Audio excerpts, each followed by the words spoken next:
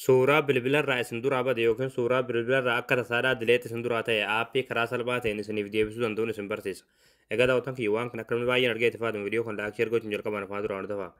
Aappii kanaas gad buufachuudhaaf as Google Chrome keessa galtanii achi booda bakka sarchii kanatti yeroo tokkoof kilikni gootu achi booda bakka sarchii kanarratti gola Oromiyaatti ni barreessanii gola Oromiyaa. Achi booda gola Oromiyaa kan jalarra sanii baasirra tura tokkoof kilikni gootu. Ammallee asirratti gola Oromiyaa kan jiru tura tokkoof kilikni gootu. Achi booda haala kanaan sitti sifataa asirratti ta'e koon isa shirra tura tokkoof kilikni gootu. Bakka sarchii kanatti qubee fa la maa barreessan achi booda sarchii fuuldura kanatti kilikni gootu sarchii gootu. Achi booda ammallee haala kanaan suuraa kan saniidhaa suuraa kana tura tokkoof kilikni gootu.